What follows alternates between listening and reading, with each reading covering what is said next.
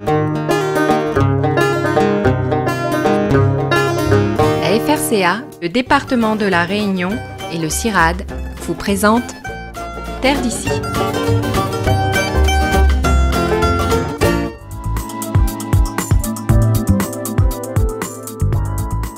Initié par le Conservatoire botanique national de Mascarin et porté par tous ses partenaires, la démarche d'OPI vise à promouvoir l'utilisation d'espèces végétales indigènes et de plantes exotiques non envahissantes dans les aménagements urbains et périurbains de la totalité du territoire de la Réunion.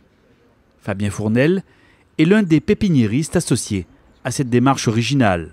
Ce matin-là, il réceptionne 2 enveloppes contenant des précieuses graines.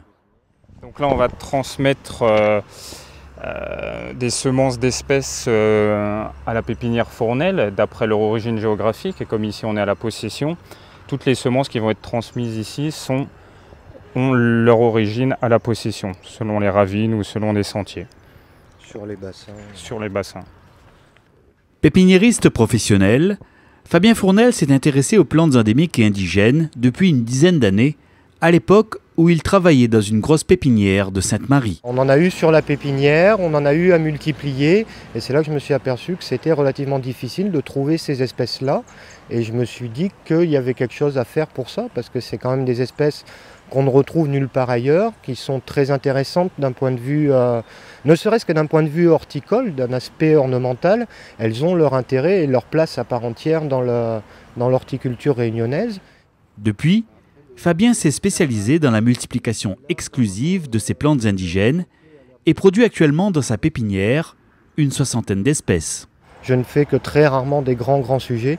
Je fais surtout de la multiplication pour les autres pépiniéristes, pour les entreprises d'espaces verts, pour quelques particuliers, pour le conservatoire. Je travaille aussi avec le parc national, la Plamédome pour l'aspect médicinal et aromatique, le conservatoire du littoral, bref, toutes les bonnes volontés qui visent à multiplier les endémiques, je suis partant pour.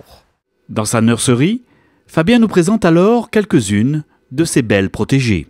Donc là, on a de la fouche, du Ficus reflexa. Là, on a du bois d'olive noire, par exemple en semis, celui que j'étais en train de désherber tout à l'heure. Donc là, on a une terrine où on a un peu plus de 300 plants déjà, juste dans une terrine. Donc ce qui donne une idée de la quantité qu'on peut produire avec une petite surface.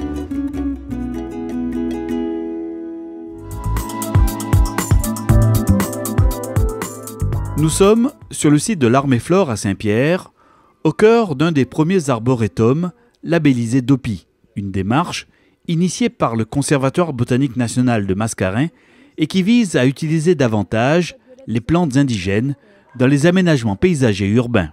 Ça sert à quoi d'ailleurs un arboretum? Alors un arboretum, ça sert tout d'abord, c'est une banque de semences pour les professionnels. Donc ça leur permet de venir chercher des semences, des espèces qui les intéressent et surtout d'avoir une traçabilité sur ces plants. Alors nous les plantes, elles ont été données par le conservatoire en 2013 et donc on a pu inaugurer l'arboretum en septembre 2014, donc par un partenariat qu'on a avec le conservatoire. Pour l'heure, une 50aine de plantes d'une 30aine d'espèces s'y épanouissent. Des plantes indigènes dont certaines fleurissent pour la première fois cette année.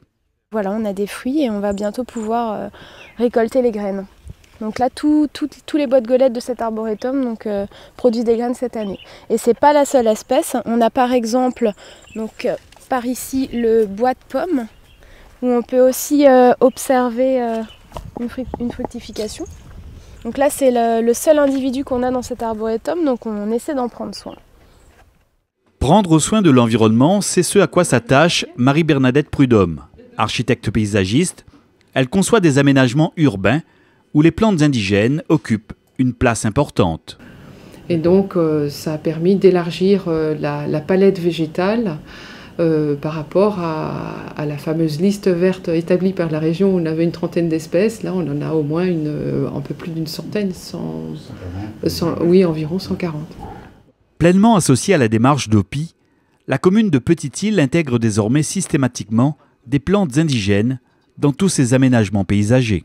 Petite-Île a toujours été au vert, Petite-Île a été connue et connue depuis des dizaines d'années sur son côté agricole.